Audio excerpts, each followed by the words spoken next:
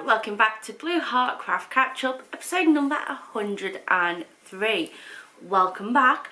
My name is Abby. I live in the northwest of the UK and I love crafting, particularly knitting and crochet. I try and do these episodes every 2 weeks on a Friday to just sort of go over what I have been crocheting and knitting recently. So let's get on to what I've been making. So I actually have a finished object and it's supposed to be a Christmas gift, which I'm sure you're all thinking, you must be made up, you've got it done in plenty of time, you know, to get it ready, washed, you know, blocked and wrapped and, you know, everything like that. No, it's put me into a bit more panic. What this is, it's this lovely mermaid tail here. So that is the mermaid tail. The reason why I love the mermaid tail is because of the stitch that's in it. It just, to me, really mimicked like the scales that are on a mermaid tail. So that's why I did choose this pattern, because this pattern's actually made for a worsted weight yarn. So I have that stitch marker there with the little flower on. That was where I was last time. I managed to get it finished and I have done the fin as well. So it is all ready to go. Right, so I did make some adjustments to the pattern. I did make it a bit smaller than the smallest pattern. It said it's by Yarn Utopia. I believe her name's Nadia. I'll link the pattern down below in the description box, like I will with all the patterns I talk about today. It's a free one where you can pay for PDF. So anyway, I was doing a pattern, I made it smaller, and Nadia does go through how you can alter the sizing of them. So I didn't actually have to work that out. I just needed to see how much smaller I wanted to go. And then because I was using DK weight yarn, I didn't look at the amount of residue for it at all. I just figured out how long I needed to make it in myself. And this is for my nieces. And so to figure out how long I needed to make it, I probably looked a bit insane, but I was coming close to the end of it where I thought the size was going to be big enough, but I just wanted to check before I started, you know, decreasing down at the bottom. So what I did was I contacted my sister. Now, she had COVID at the time and she really just was not feeling good, and the whole family weren't feeling good. I think my brother-in-law had it. I'm not sure whether my nieces had it or not, or whether, you know, whether they actually got tested, whether it was just, you know, in colds that go around at the moment. But anyway, they were all feeling crummy, so I felt terrible going, listen, can you just start measuring how long your kids' legs are and stuff like that? So got into work early, and I work in a city centre, so I decided to go into Primark, go up to the kids section, and had to take I made sure I was like in an area where there wasn't like many people, and I like measured how long the legs were on these on these pants for kids, so I could get a gauge on the height and stuff like that. So I think they should be okay. I'm that type of person, I'm panicking constantly, but if they're not like really long, it doesn't matter. They won't, you know, it doesn't matter to them if it's too long, or, you know, if it's only just going just past the hips. I don't think that's a major thing for them. I think it's just more the novelty they want it. So yeah, that's how I did it. Now the second alteration I did was I actually didn't do the decreases on the fin down to get the fins. I worked out my own thing, because when it was getting done, I didn't understand the way it was written telling you how to decrease it, but it had a video tutorial with it, how to do the whole blanket. So this is one of the other reasons why I picked the pattern, was because I thought, if I ever get stuck on something, there's a video tutorial, great. Something that I struggled with a video tutorial, and probably a lot of other people will find this fine, but Nadia was like using these two colours, like a turquoisey blue, and then a bit more of a blue like this one here, a darker one. And anyway, yeah, she was using them too, and then she had a variegated one which had both of these combined in it. It looks great on the blanket.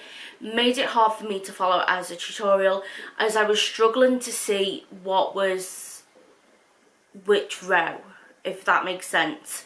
You know, when you're working these two colours that are, you know, the same next to each other, that is where I struggled. So I just thought, rather than getting stressed out over this and that, I just did my own thing and we got this.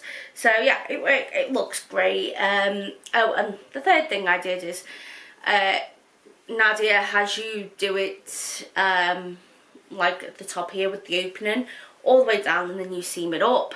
But I didn't. I just carried on going in and around. I did a little bit at the top so they can get, you know, in and out a bit easier, but then the rest of it I just did it in the round, just because I thought it's going to be so much more secure than that. I used a 5mm hook. I used Stylecraft Special DK in fondant, what are here, Aster, and then citrus. So yeah, that's them. I'm gonna do the other one with the tail in blue, like the fin in blue, same colour, so because it's going to sisters, they won't argue over it then. If I did one of them with the pink yeah, fin at the end, they'd both wanted the pink fin. That's why the blue and yellow. But yeah, that's the reason also why I'm stressed out, and we're going to go on to whips because I only have one FO. I've been working on this considerably longer than the time between now and Christmas. So I was like, right, okay, need to knuckle down, need to figure out how I'm going to get this done, and I have got started on it. So here's what we got. Every 15 rows I am going to go and sew in the ends and that, just so I'm not going to get to the end. To be honest, once it gets joined, I find that I can weave it in as I go along. It's just really the first bit. So yeah, every 15 rows I am going to be weaving in my ends. It's just that I was at a knit and natter when I went over the 15 when I went over the 15 row thing to start sewing it. So I didn't actually start weaving in the ends at the knit and natter. I could have, but I didn't have like a little bag or anything with me, and I didn't want to end up with yarn ends getting all over the library, and then me not noticing the odd one that had drifted off and someone else having to clean them up. I didn't want to do that. So I was like, right, just wait till I get home. So that's going to probably be my job for today. So yeah, I'm going to get working on this. And yeah, that's how much I have got. But I have worked it out, and it is doable to get this done by the 3rd of December. I say that now. Ask me in a few weeks' time whether I'm still on track or not. We'll then see. In theory, it's doable. But life's different. Life's different. So I've actually got it written out here. I will have, I've done a little graphic that I'll put like a screenshot up of. But basically, I'm doing 15 rows a week. And then I think there's like 1 or 2 extra rows that don't like. I've got 6 weeks of 15 rows. Then I've done the bulk of the tail. It's just then another odd row or 2 where I'm finishing it up and sealing up the tail and doing my decreases, and then I'm doing the fin. So that'll all be in the 7th week, and then that means I should get it done by the 3rd of December, which should leave plenty of time to wash, block and wrap. Again, this is all in theory. First week did great. By I think it was Thursday I had my 15 rows done. The week I'm on at the moment, I've got 4 rows done, and and today's Friday when I'm filming this, so I'm probably actually going to spend the day working on this. Yeah, and yeah, that's probably what I'll get doing on this week. I've got to get 11 more rows done. I think with this week, the thing that's been hard with it is I've been doing a lot of back and forth to work. I've not necessarily been doing like long shifts. It's just we're doing a Halloween tour, so we've had to go in quite a few times to do some run-throughs, to do dress rehearsals and things like that. So yeah, I've been having to just, you know, go in for a couple of hours to do these sort of things. Like, don't get me wrong, absolutely loving it. We did a run-through yesterday, and honestly, I don't mind going in and doing things like this because I really enjoy the people I work with, and you know, we have a laugh.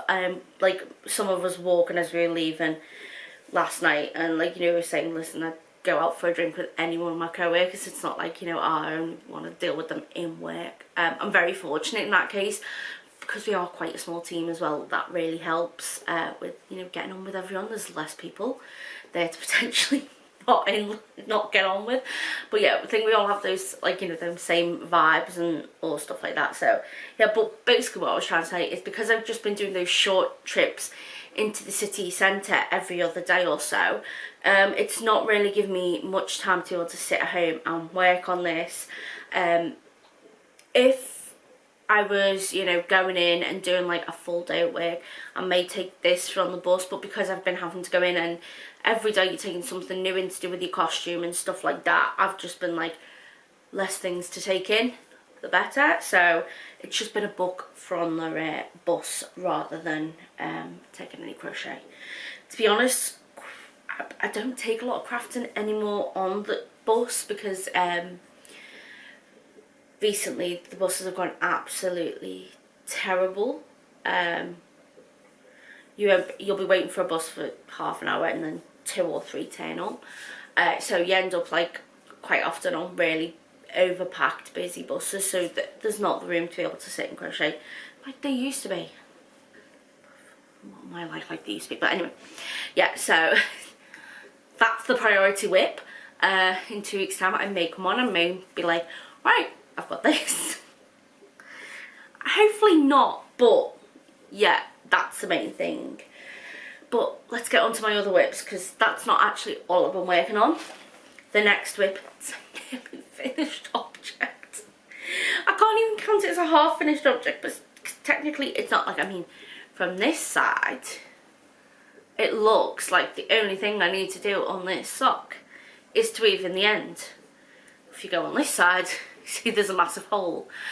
These are my entry for, I want to get it, the name right, the Spooky Feet Mal, and it's held by Alex and my Yoni Corner and Sue of the Distant Stitches podcast. I'll link both those lovely ladies down below in the description box.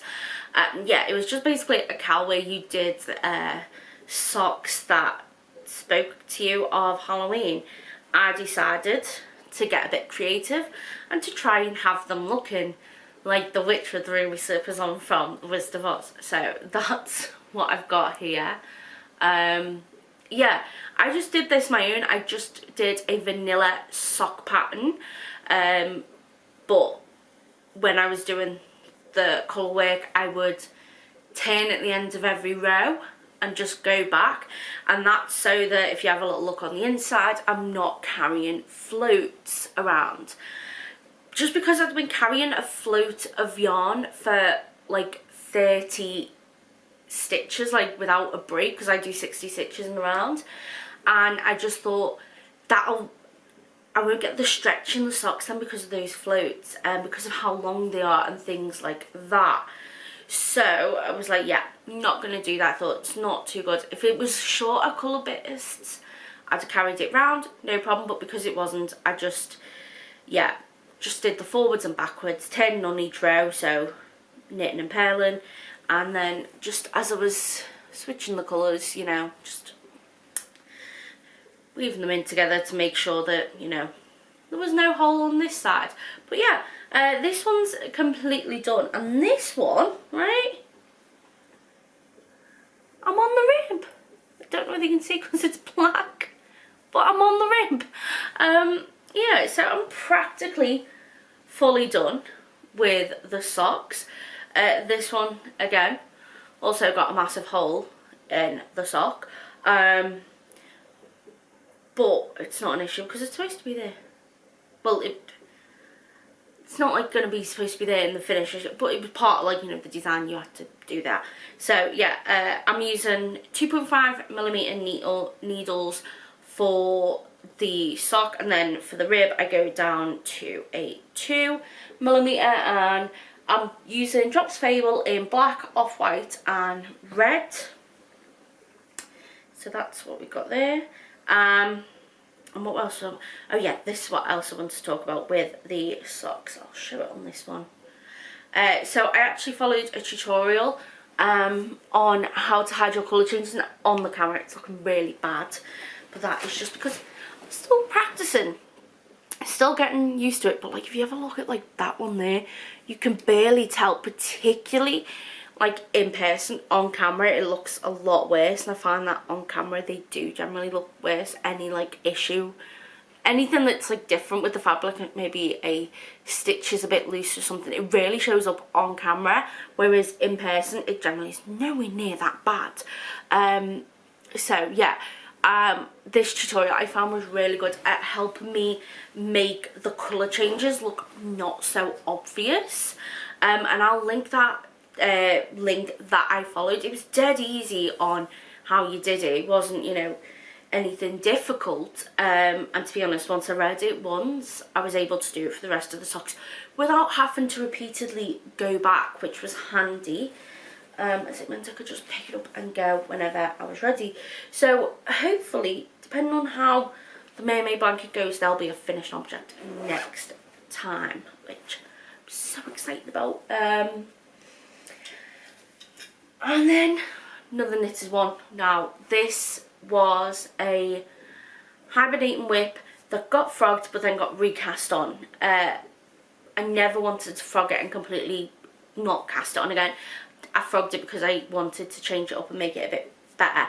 So what I've actually been doing over the past couple of weeks is I've been working out, going through like all my hibernating whips and stuff like that, and I've been putting my projects on Notion.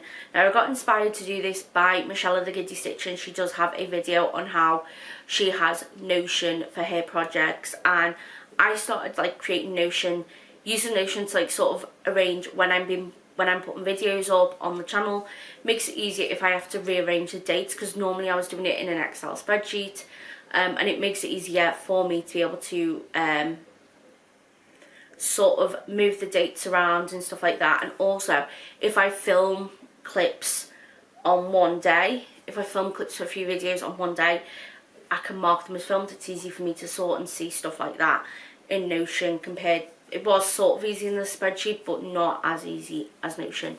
So when I was doing that, I was like, hang on, why don't I also just sort my projects out with this? So I started to sort my projects out in Notion.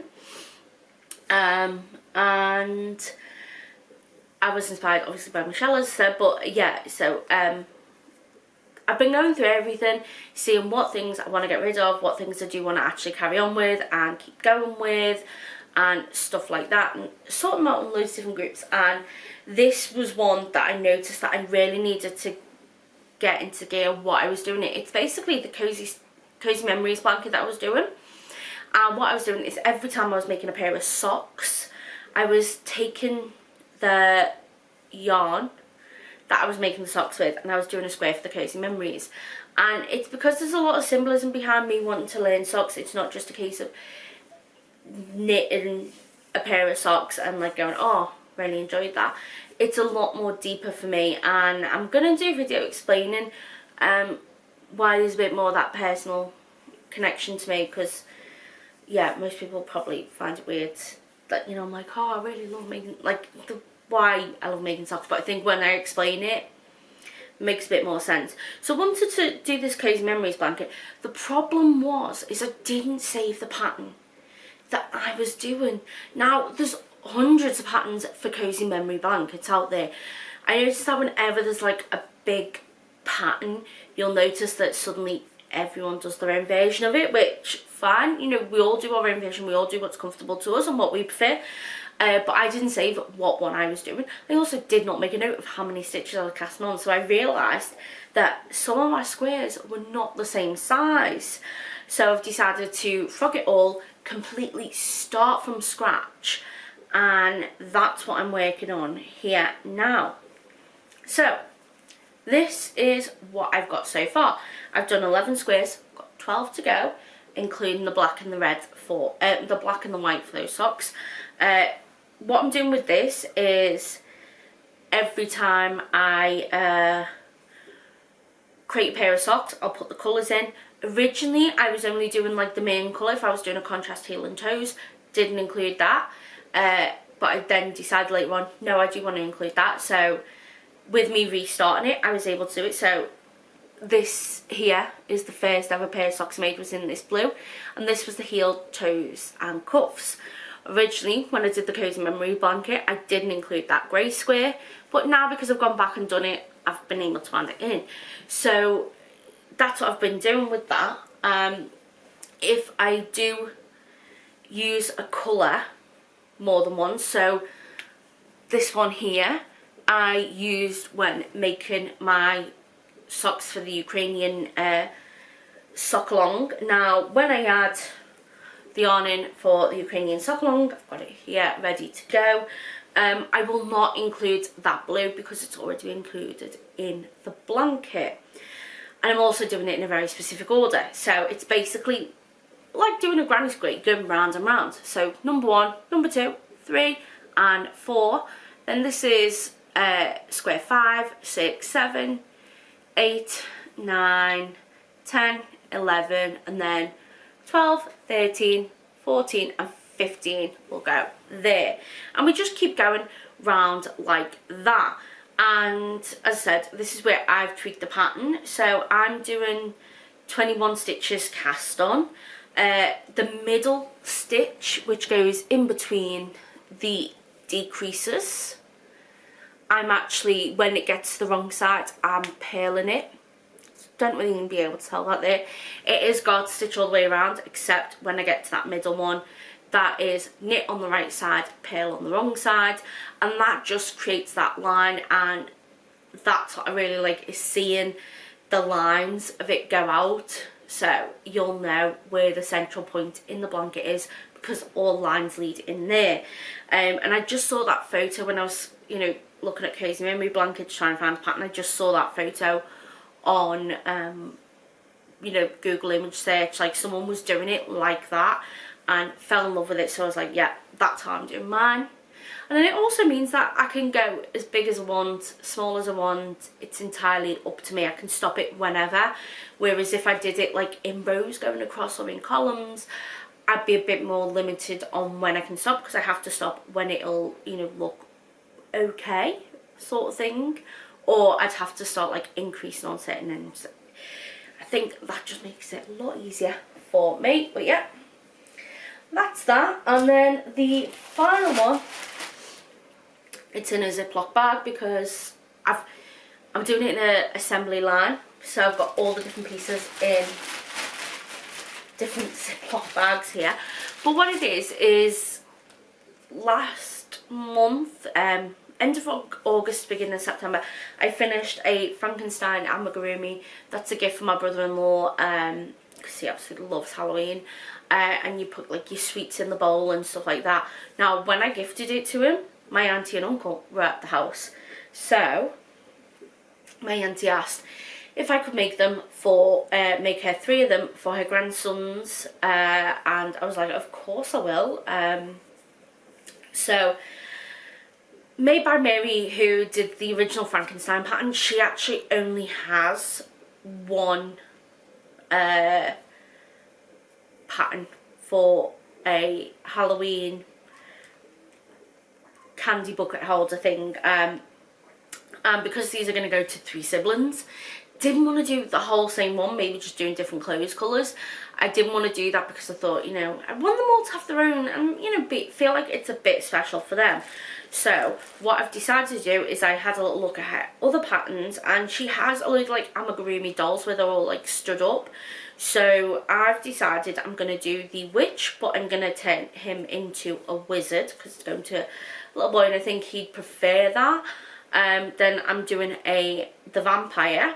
That is getting done as is.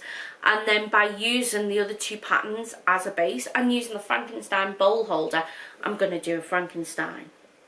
Yeah. So, first things first, you need the arms, right? My auntie asked would I have been able to get it done for this Halloween, and I hoped I would be able to. Sort of come to, you know, like I'm not going to be able to, which I was gutted about, but I contacted my auntie and she fully understood. It was getting to the place where I was looking at the amigurumis and going, right, what can I leave off of these to get them done quicker? You know, what things will I do last in case I can't get it done in time? And I went, no, I don't want to be doing that. You know, this is going to family, you know, want to put my best into it. Any time I'm gifting out crochet or knitting, I want it to be my best. So I decided to just say, not going to get it done this year, but it'll definitely be done for next year. And besides, one of the kiddies is quite young, so I thought it'd be better anyway. So yeah, I'm doing them in assembly assembly line style. So I've got the Frankenstein's arms done, the wizard's arms done, and the little hands. Then I have the vampire's hands done. So they're in one Ziploc bag. They're all in these Ziploc bags that have then got like they're in these like Ziploc bags that are then in a project bag, just so I'm not looking between a million different things to try and find what I need. So we've then got these, which are going to be the legs for the Frankenstein. I've got notes on my phone of where they're all going to be, like what parts what. But yeah, these are going to be the Frankenstein's legs and the feet. Then these, so I'm sure you can imagine, I love doing these with the black yarn, just all in black. So the Frankenstein's, the vampire's legs and feet, and then these are the wizards that I'm going through now, and these are the furthest along. I've actually started joining these and going up to the waist. So yeah, that's where we're at with how these are going at the moment. So the colours I'm using so far is Stylecraft Special DK, black for the black, Jaffa's the orange, grass green for Frankenstein's hands, the white is the white for Stylecraft Special DK, I've got Hayfield Bonus DK in the colourway Toy for the flesh tone hands, and then the grey is just a random ball of grey I had. It was unmarked. I think it was back from when I really started learning to crochet and used to just get whatever ball of yarn colour I needed from a place like, you know, Palm Stretcher, Wilco's and stuff like that. But then, you know, the ball band's fallen off over time. I don't know what it is. Sometimes with the likes of, you know, Stylecraft and Hayfield Bonus DK, I compare it next to other ones and go, yeah, that's them. But no, this is one that I've got no idea. So I thought, you know what, I've got quite a big chunk of it. It'll do that perfectly. So that's what I'm getting done with that. So that's the Halloween Ammies. It's been a bit of a relief to be able to get them off, like not have to focus on getting them done for Halloween this year. And now I'm going to be able to do them up to the highest standards as I can. And I'm just really grateful. My auntie really understood. She's into, she used to have a small business herself. She now just does it as a hobby, and she used to make cakes, and her cakes were beautiful. I'll have to try and put a picture in, but for my 21st birthday one, I think it is, I didn't, yeah, for my 21st birthday I didn't have like a party or anything because I had one like for my 18th, and yeah, she did a cake for me, because she's like, can't like go down without anything fancy. And because I have tomato ketchup with everything, she made it like a bowl of tomato ketchup, and it was delicious. It was absolutely amazing, and we all love it when we go to a family party and my auntie's going, because 9 times out of 10 she's made the cake for that party and it will be delicious. Honestly, it's fabulous. She made one for my sister's wedding because my sister got married in sort of lockdown restrictions, so she couldn't actually have a full proper party, but my auntie made a cake, so you know that she'd feel really special, and it was beautiful and again really delicious. So yeah, that's what I have been up to. As I said, just had a lot of stuff with work and stuff like that. Couldn't put this video up last week, which I wanted to, just because getting my video editing software on my new laptop's been a bit of a nightmare, because the video software is like that old. It's like the version from like 4, 5, 6 years ago. I don't know when, but yeah, so it's quite an old version that I've got. But yeah, I didn't want to have to buy a new one, so I was like, I need to find where my codes are. I've eventually found them. It's fine, but it just took me a while to find them. It's also got me encouraged to like keep a list of like all the codes I have for things, so like, you know, Microsoft Office, where do I have that stuff, you know, and everything like that, because I've got a couple of emails, so that, you know, if I lose access to one for whatever reason, I've not got, you know, and I can cipher junk to certain ones and stuff like that. So yeah, but anyway, that's why there was no video last week or Monday. But yeah, hopefully things will be getting back on track now. But yeah, hope you're all doing well. Let me know what you've been working on. Have you started with the Christmas gifts yet? How are you getting along with them? We can get there. We can get there with our Christmas gifts. My idea is I want to get my Christmas like a lot of my crafting sort of benched off at the end of November, so I can start my Advent projects on the 1st of December. But yeah, we'll see how that goes. But yeah, take care, stay safe, and I'll speak to you all soon. Bye.